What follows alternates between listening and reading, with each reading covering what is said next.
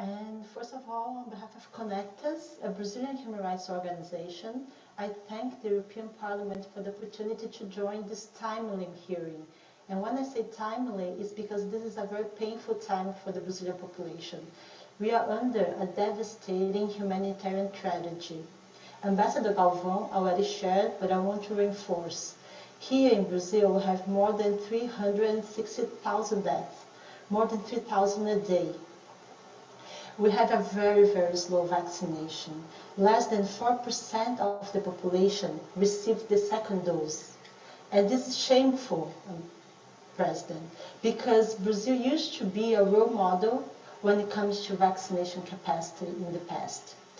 Our hospitals, as Socorro said, are in full capacity, and Brazilian people are dying in line waiting for UCI beds.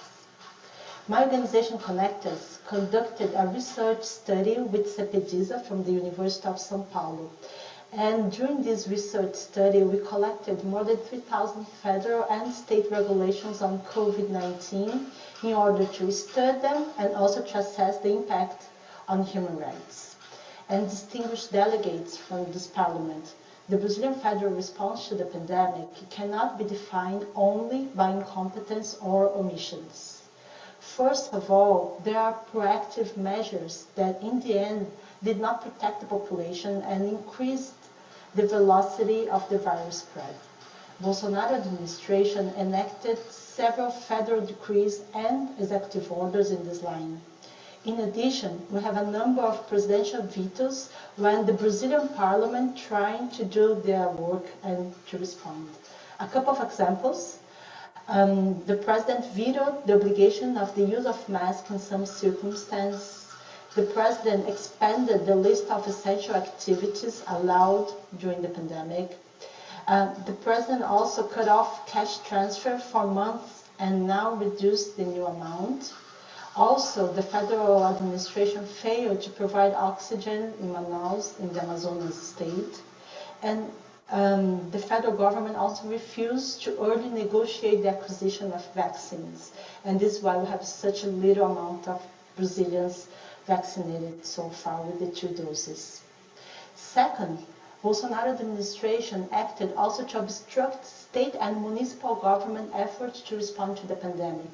And now I give only one example. President Bolsonaro went to the Brazilian Supreme Court to suspend measures taken by 3 governors to temporarily close business and promote social distancing when the rates of contamination death are growing now. This legal case was dismissed by the Supreme Court. Third, President Bolsonaro constantly promotes a propaganda against public health. And I have a couple of examples again. Bolsonaro disseminates fake news and information without scientific verification. Also, the federal administration promotes the use of ineffective drugs such as the hydroxychloroquine, and also the Brazilian government is investing a large amount of public budget in its production. Bolsonaro has dismissed the importance of the vaccine in different moments in the past month, and this creates a severe impact in the population, the willing of the population to search for the few vaccines that we have here. And last but not least, the president left at the fear of families and told us Brazilians to stop fussing and whining. So I can say, in Brazil, we suffer from preventable loss of lives. And, Mr. Chair, as if none of this was enough, instead of concentrating efforts to stop the COVID-19 out-of-control outbreak in Brazil, during the pandemic, President Bolsonaro, 1, reduced the capacity of the state to control arms and guns by several decrees, bypassing the Brazilian parliament. So violence in Brazil is already an epidemic, and having this under control of arms and guns are turning even worse the situation of violence in Brazil, affecting especially Black people. Second, during the pandemic, President Bolsonaro also kept weakening environmental protections. And here, distinguished delegates, I wish to call your attention to 2 bills. now in the Brazilian Parliament, one to undermine the environmental licensing and another one to allow mining in indigenous lands. Bolsonaro administration announced that these two bills are in their legislative priority list for 2021. And third, during the pandemic, instead of fighting with all the efforts against the outbreak of the COVID-19 pandemic, we have President Bolsonaro increasing his attacks against democratic institutions, journalists, and civil society. We face here in Brazil a growing use of a legislation from the military dictatorship time. And this legislation is being used to investigate and to intimidate persons and NGOs that criticize the president.